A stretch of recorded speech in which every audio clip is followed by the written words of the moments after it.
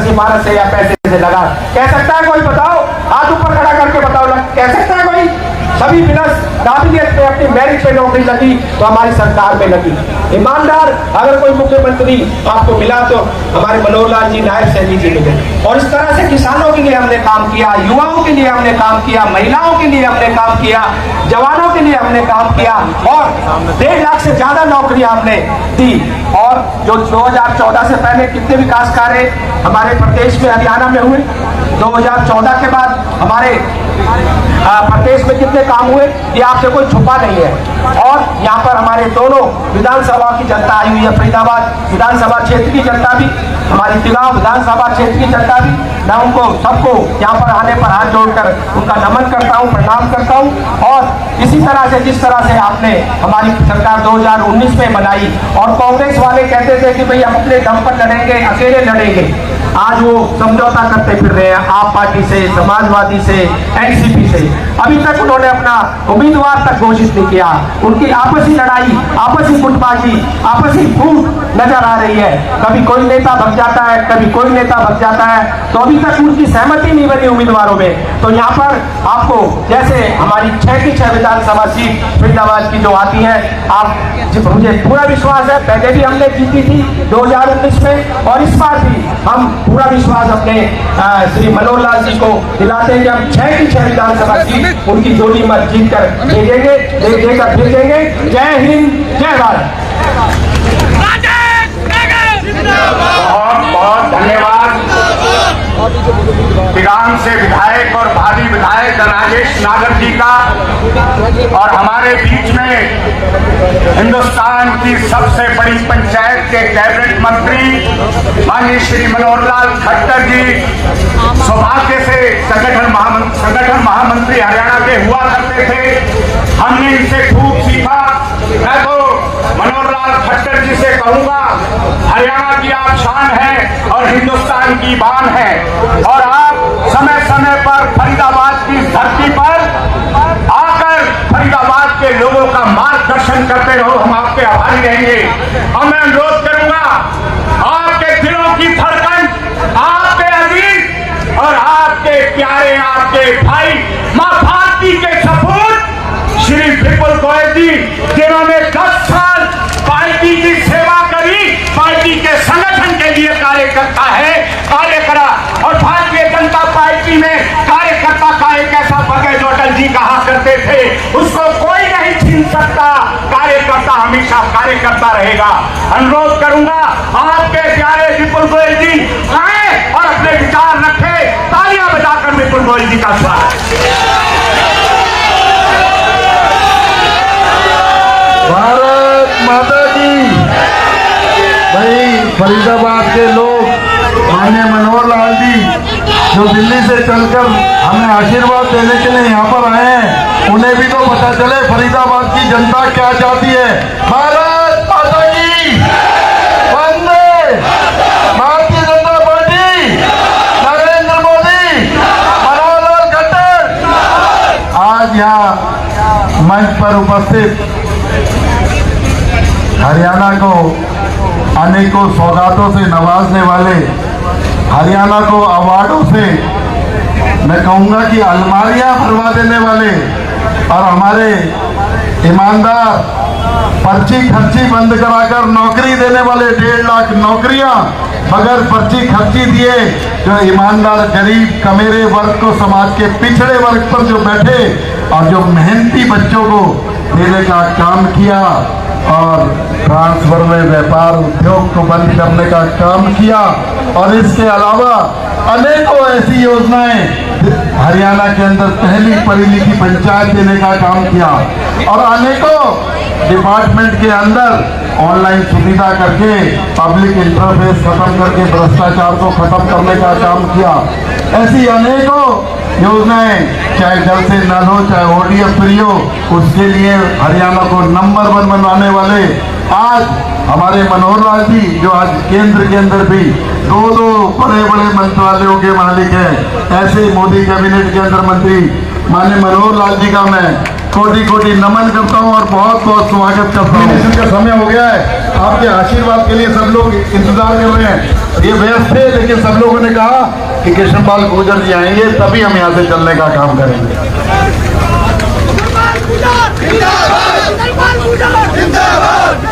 बोलो भारत माता की, बोलो भारत माता की।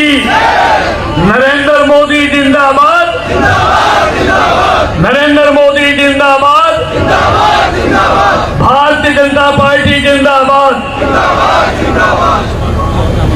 आज की इस नॉमिनेशन की सभा में हम सबका उत्साहवर्धन करने के लिए आए हुए हमारे हरियाणा के बहुत ही यशस्वी और लोकप्रिय मुख्यमंत्री रहे, वर्तमान में केंद्र में वरिष्ठ मंत्री आदरणीय मनोहर लाल जी, पार्टी के जिला अध्यक्ष भाई राजकुमार वोरा जी, हमारे इस फरीदाबाद के वर्तमान में विधायक भाई नरेंद्र गुप्ता जी, आने वाले विधायक भाई विपुल गोयल जी, हमारे गांव के वर्तमान विधायक और भावी विधायक भाई राजेश नागर जी, पूर्व में जिला अध्यक्ष रहे भाई गोपाल शर्मा जी, मंच पर बैठे हुए पार्टी के सभी पदाधिकारीगण और हमारे प्रत्याशियों को आशीर्वाद देने के लिए आए हुए सभी आदरणीय भाइयों बहनों, पत्रकार और छायाकार मित्रों, क्योंकि समय हो गया है भाषण को, इसके बाद चलेंगे आपके बीच में। मैं आप सबको एक निवेदन करना चाहता हूं। देश के हालात भी आपको मालूम है और प्रदेश के हालात भी आपको मालूम है। 10 साल पहले हरियाणा की क्या स्थिति थी और देश की क्या स्थिति थी, आपसे छुपा हुआ नहीं। विकास और रोजगार सिर्फ कुछ जिलों तक सिमट कर रह गया, लेकिन जब इस प्रदेश की बागडोर आदरणीय मनोहर लाल जी ने संभाली और ये तय किया, ये संकल्प लिया हरियाणा एक, हरियाणवी एक, तो विकास हो या रोजगार हो, हरियाणा के एक कोने से दूसरे कोने तक ईमानदारी के साथ जो काबिल थे उनको रोजगार दिया गया और विकास से कोई कोना हरियाणा का अछूता नहीं रहा, बगैर किसी भेदभाव के। अब मैं केंद्र में 10 साल में हुआ उसकी चर्चा आज नहीं, फिर कभी लोकसभा में की थी, फिर अभी आने वाले समय में। देखिए आज दुनिया में भारत का जो रुतबा मिला है, भारत आर्थिक तौर पर और सांस्कृतिक तौर पर जो मजबूत हुआ है, ये सब आपके सामने है। और मोदी और मनोहर जी की सरकार इस देश के किसानों और गरीबों को समर्पित सरकार कहलाएगी।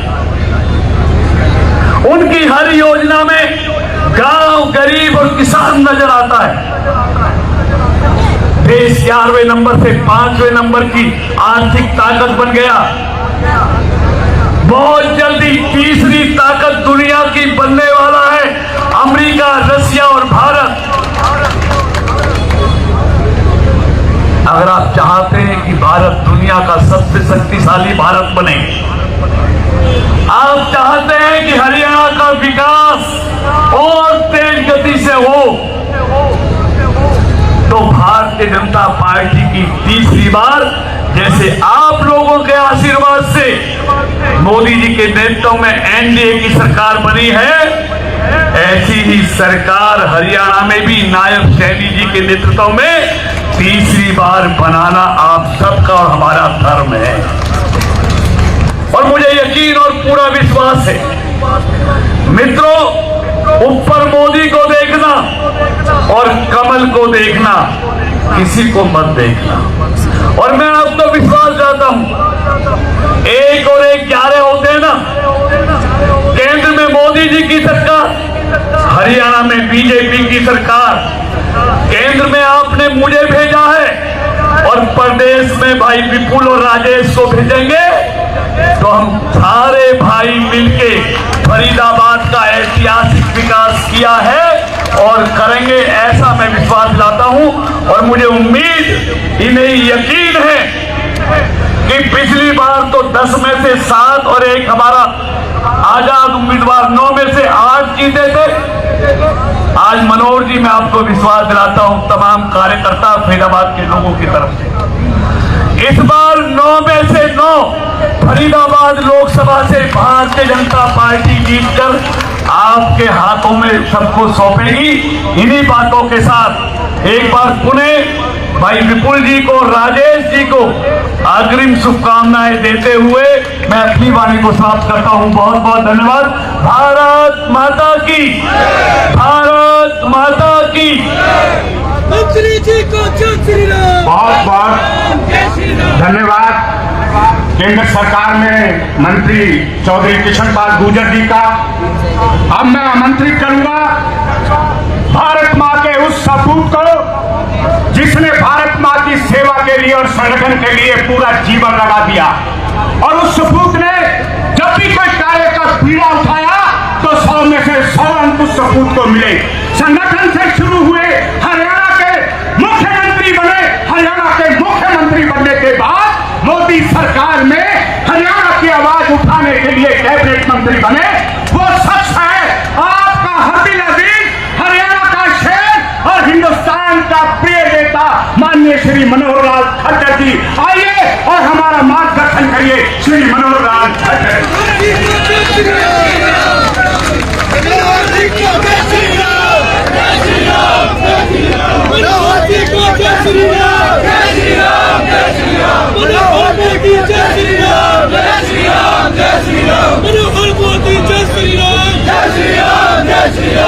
बोलो भारत माता के।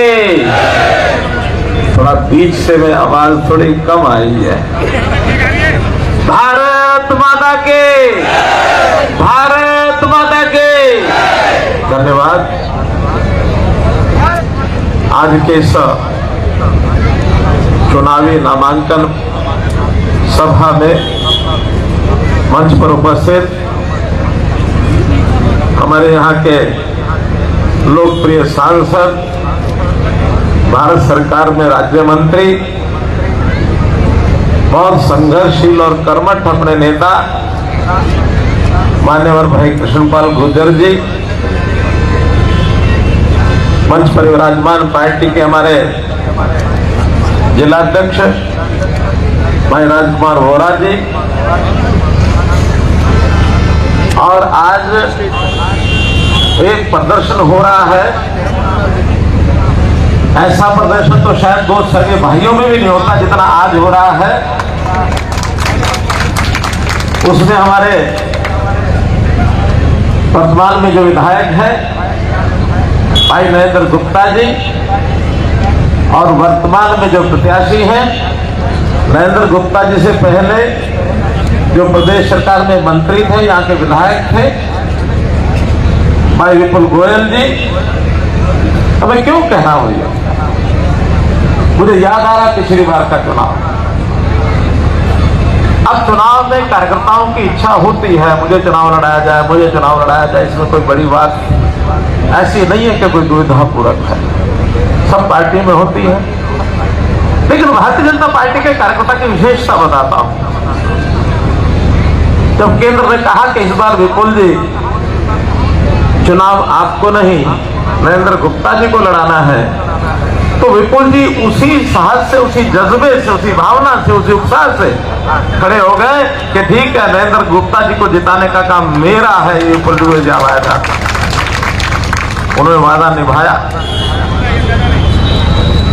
आज जब विषय आया कि विपुल गोयल जी को टिकट मिलनी है, तो नरेंद्र गुप्ता जी ने पहले दिन से कहा कि उफ नहीं होगी, ठीक है, कार्यकर्ता जुड़ जाते हैं कई बार, जैसा विपुल जी ने बताया, वो अलग बात है।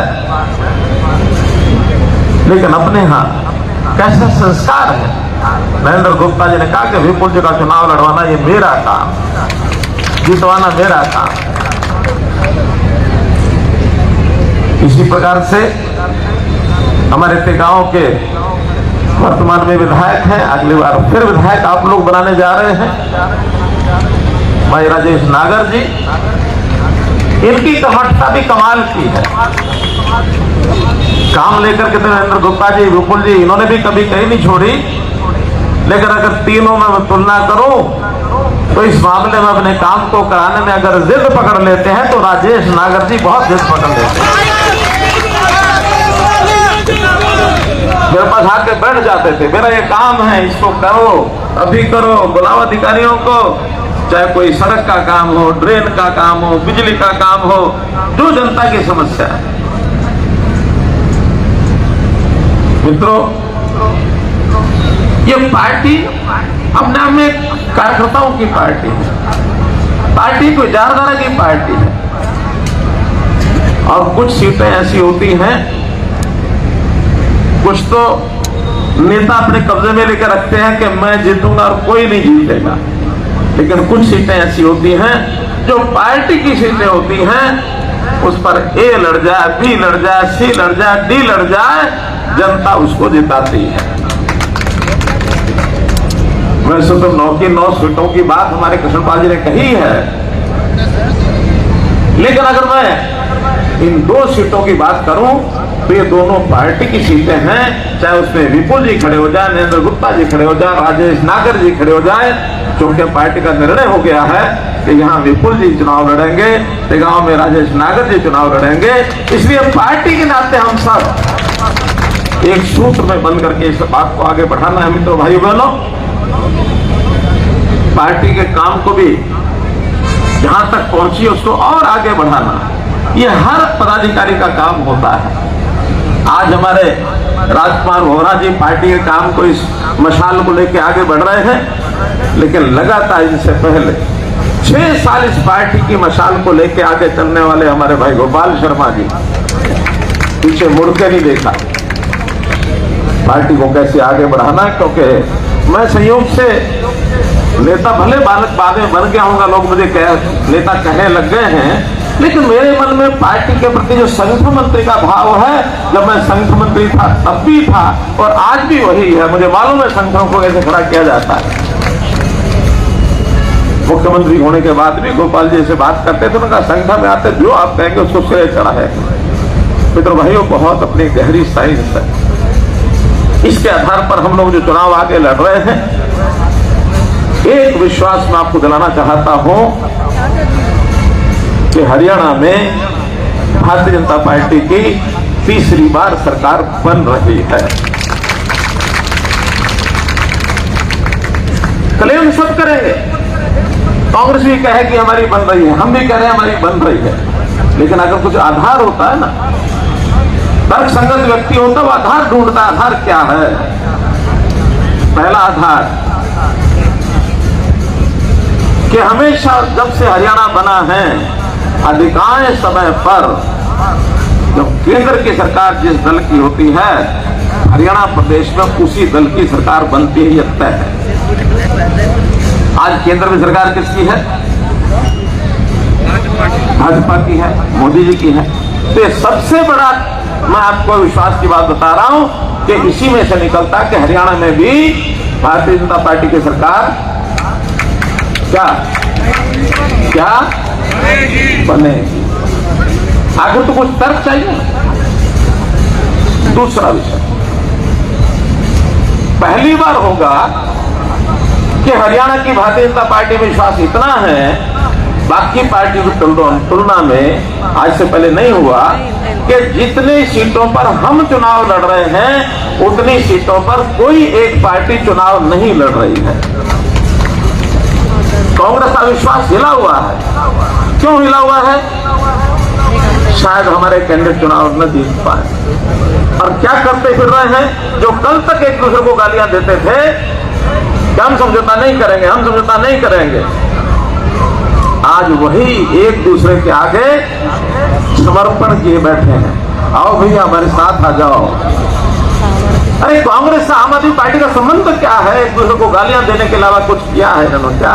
मैं तो दिल्ली में रहता हूँ, रोजाना दिल्ली की अखबारें भरी पड़ी रहती है। आप ये एनसीआर एरिया में है, आम आदमी पार्टी और कांग्रेस की लड़ाई रोज हो रही है। फिर भी वो करे हम लूट गए, वो करे हम लूट गए। तो लुटे हुए लोग चोर चोर मोसेरे भाई कोई इकट्ठे हो रहे हैं। ये उनकी हार का एक कारण बता रहा हूं। और न केवल वो, समाजवादी पार्टी को भी करे आप भी आ जाओ, 2-4 सीटें आप भी ले जाओ। एनसीपी को कह रहे हैं आप भी आ जाओ, ले जाओ। अलग अलग पार्टियों को सबको इनवाइट कर रहे हैं। उनको एक शौक चढ़ा है, लेकिन ये शौक उनको लेके डूबेगा बैठेगा। दूसरा, तीसरा कारण मित्रों, 10 साल पहले से 10 साल 2004 से 14 जो कांग्रेस की सरकार थी वो जनता भूली नहीं है। क्या फरीदाबाद के लोग भूल गए कि जब उस समय मंथलियां ली जाती थी व्यापारियों से, रेहड़ी वालों से, शोरूम से, दुकानदार से? मंथलियां भूल गए क्या? हफ्ते लिए जाते थे, हफ्ते बंधे हुए होते थे, हिस्सा उसमें से और ऊपर जाता था। पोस्टिंग जो होती थी थानों की पैसों से होती थी। ये थाने का इतनी कीमत, ये चौकी की इतनी कीमत। वो चौकियां थाने बिकते थे। आखिर कोई भी लगने वाला अधिकारी कर्मचारी वो पैसे क्यों देता था? क्योंकि वो जनता को लूटता था। लूटते भी थे और साथ में कूटते भी थे। लुटाई कुटाई दोनों होती थी कि नहीं होती थी? दोनों होती थी। किसी अच्छी दुकान पर, अच्छी फैक्ट्री पर, अच्छे शोरूम पर नेता की नजर पड़ जाती थी तो अगले दिन संदेश भेजता था कि इसमें हिस्सेदारी, बेनामी हिस्सेदारी मेरी करो, वरना ये फैक्ट्री दुकान ये चलने नहीं देंगे। ये बेनामी हिस्सेदारियां उस समय के नेताओं ने की हुई थी। उस समय सरकार से काम कराने के लिए कमीशन एजेंट घूमते थे। कमीशन एजेंट हर किसी को कहते थे जब तेरा काम नहीं हो रहा ना, मैं करा के लाता हूं। और उसमें जो कुछ भुगतना पड़ता था, जनता को भुगतना पड़ता था। आज मित्रों हमने वो सभी धौल कपड़िए, मैं उनको धौल कपड़िया कहता हूं, उन धौल कपड़ियों के कपड़े उतरवाकर हमने खूंटी पर टंगवा दिए, उनको सबको घर बैठा दिया। बैठाया कि नहीं बैठाया? आज कोई कमीशन एजेंट आता आपके पास आता है? आज हर सर्विस सेवा जनता को घर बैठे मिलती है।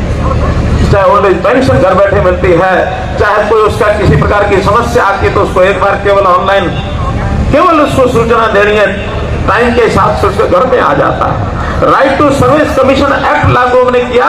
अगर कोई काम 10 दिन में होना था, नहीं हुआ, अपने आप उसकी अपील हो जाती है, किसी को करने की जरूरत नहीं है, अपने आप अपील हो जाती है। उस अपील में अगर 15 दिन में काम नहीं हुआ, दूसरी अपील का चांस और होता, अपने आप हो जाती है। और 1 महीने में काम नहीं होता तो कमीशन उस अधिकारी को, कर्मचारी को बुला के पूछताछ करता है, दोष पाने पर जुर्माना करता है। किसी उपभोक्ता को कहीं जाना नहीं पड़ता है। ये व्यवस्थाएं हमने खड़ी की है और देश में पहली ऐसी व्यवस्थाएं बनाई है। सारे प्रदेश देख रहे हैं कि हरियाणा ने किया क्या है। बहुत सुधार किए मित्रों, जीवन को सरल किया है। आज हमने जो बेनिफिशियरीज की सूची होती थी, किसी को कोई लाभ लेना होता था, लाइनों में लगना पड़ता था, आज घर बैठे राशन कार्ड बनता है, घर बैठे पेंशन बनती है। और एक जानकारी दे रहा हूं, 2014 में जब हम सरकार में आए, ये जो बीपीएल बेनिफिशियरीज थे, ये सिर्फ 27 लाख थे जो राशन के हकदार थे। आज वही संख्या परिवारों की बढ़ के 52 लाख हो गया मित्रों। 52 लाख राशन कार्ड सबका बनता है, सबको आयुष्मान कार्ड बनता, इलाज की जरूरत है तो 5 लाख रुपए सरकार देती है। मकान, सब प्रधानमंत्री आवास योजना में मकान दिए जाने लगे हैं, बिजली 24 घंटे आती है। मित्रों गिनाने के लिए बहुत है, लेकिन जो कि आज नामांकन का समय भी मुहूर्त के हिसाब से है, मैं तो इतना ही आपको कहूंगा। आपको सब बहकाएंगे, एक फैक्टर और इसमें आपको बता रहा हूं, हमारा वोटर जो गरीब समाज का, खास करके जो पिछड़ा है, जो बैकवर्ड क्लास से है, अनुसूचित जाति से है, सामान्य समाज में भी गरीब वर्ग है जिसको लाभ मिल रहे हैं, संयोग से, स्वभाव से वो थोड़ा साइलेंट वोटर है, बोलता नहीं है। लेकिन इनके जो दबंग आदमी हैं, जो हरियाणवी भाषा बोलते हैं, जो धिंगताना करें से, ये धिंगताने वाले ऊंचा ऊंचा बोलते हैं, सोशल मीडिया पर भी इन्हीं की उंगलियां ज्यादा चलती हैं, गालियां देने भी माहिर हैं। हमारा कार्यकर्ता उनकी गालियों का जवाब भी ठीक से इसलिए नहीं देता कि गाली का जवाब तो गाली से दिया जाएगा, लेकिन भारतीय जनता पार्टी गाली देकर जवाब देती नहीं है। वो उन्हीं गालियों को अपना नंबर